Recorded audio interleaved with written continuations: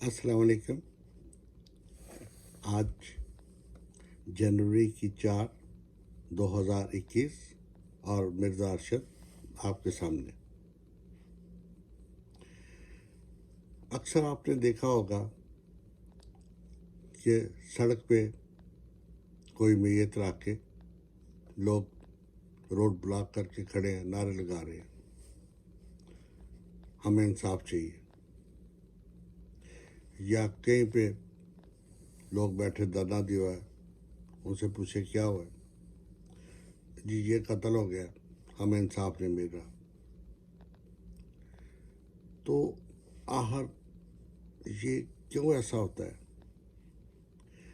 हर एक तो इतने सोर्सेज नहीं रखता कि कोई कत्ल होने के बाद या कोई वारदात के बाद वो बंदे अरेंज करके या अपनी फैमिली वालों को मजबूर कर सके आओ सड़क पे बैठ के इंसाफ की तरफ तलबगार बने। लेकिन जब भी आप इन लोगों से पूछें कि भाई ये जो मैयत है इसको दफनाने की बजाय आपने सड़क पे क्यों रखा हुआ है, तो वो कहेंगे जी कि इसको फलां गुंडों ने या फलां शख्स के बासर बंदा है उसके एजेंटों ने कत्ल कर दिया है। हम पुलिस वालों के पास किए वो सुनते नहीं, हमारी FIR दर्ज नहीं हो रही, हमें इंसाफ नहीं मिल रहा। कहीं आप जाके पूछे भाई क्या हुआ, ये जी मेरे बेटे को 22 गोलियों से छलनी कर दिया गया, वो तो बेचारा अभी स्टूडेंट ही था, तो बिन खिले मुरझा गए, वो शेर याद आता है, हसरत था उन गुंचों पे जो बिन खिले मुरझा गए। तो उनसे पूछे भाई आप जी क्यों काम काज छोड़ के इधर धरना दिए बैठे, तो वो भी यही कहेंगे जी हमें इंसाफ नहीं मिला, हम थाने कचहरी गए कुछ भी नहीं बना। तो अब इन धरनों की कोई ना कोई तो वजह ज़रूर है, और वजह जो भी आप पूछेंगे सेम एक ही होगी। वो लोग कहेंगे हम थाने में गए, किसी ने पर्चा नहीं काटा, SHO ने बात नहीं सुनी, DSP हमारी सुनता नहीं, दूसरी पार्टी बहुत असर सूख वाली है, वो किसी का जोर नहीं चलने देती, उसके सामने पुलिस का महकमा, इंसाफ का महकमा बेबस है, इसलिए हम इंसाफ के लिए इधर बैठे हुए हैं।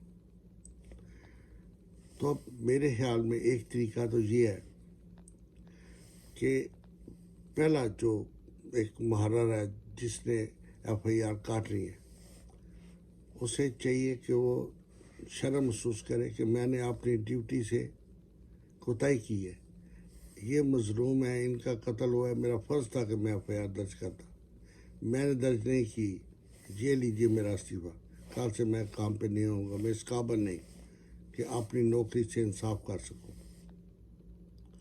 आवाम के पैसों से तनख्वाह लेकर मैं आवाम का काम कर सकूं। मुझे अंडर प्रेशर होकर काम करना नहीं आता, मैं नहीं करूँगा, रिज़ाइन कर दे। उस थाने का जो इंचार्ज वो रिज़ाइन कर दे कि मुझे काम नहीं करने दिया जा रहा, ऊपर से कहते हैं FIR मत काटो, तो मैं नहीं काम करूँगा, कल से लेकर मैं ड्यूटी नहीं करूँगा, रिज़ाइन कर दे। उस इलाके SP शर्मिंदा होके कि मेरे मातहत जो हैं वो काम नहीं कर रहे और मैं इनसे काम नहीं ले रहा, रिज़ाइन कर दे।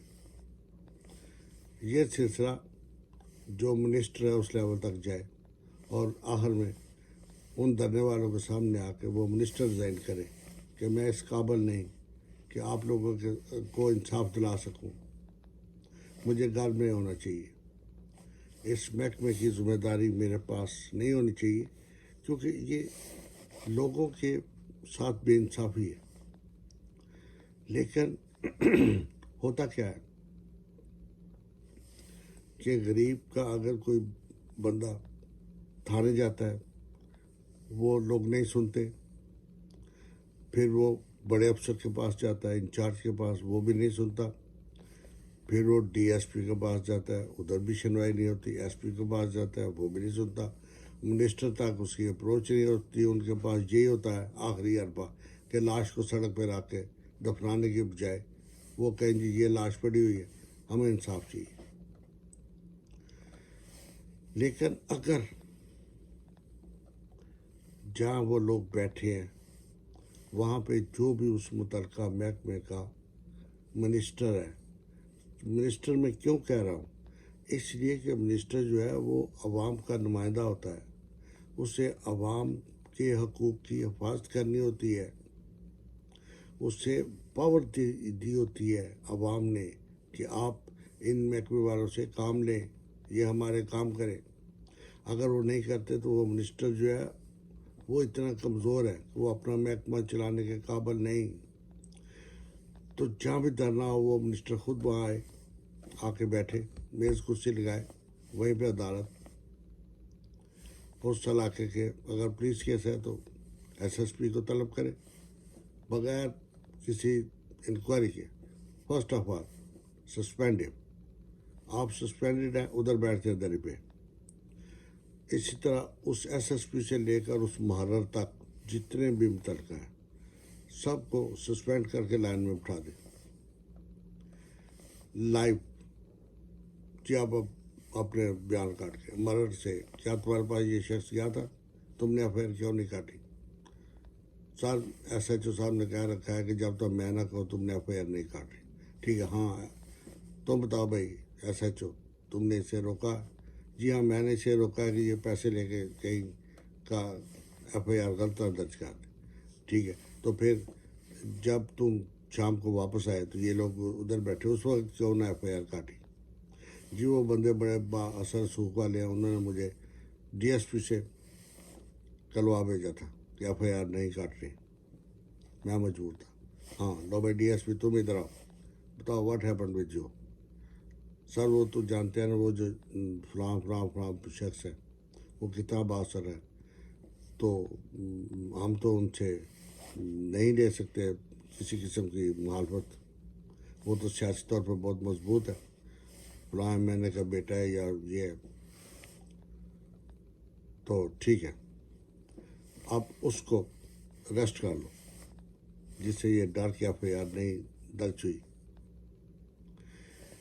تو میرے بھائیو اسی وقت ان کی ایف آئی آر ہو، وہ جو تمام لائن میں لگے ہوئے آفیسرس ہیں ان کو وہی سزا جزا کے آرڈر ہو، عوام مطمئن، سیٹسفائیڈ ود دا پروسیجر۔ ایک دفعہ یہ مثال قائم کر دیں تو نہ سفارشی رہے گا نہ سفارش سننے والا۔